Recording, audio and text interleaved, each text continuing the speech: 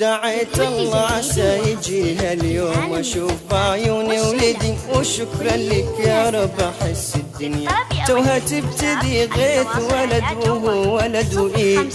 والله وبعدي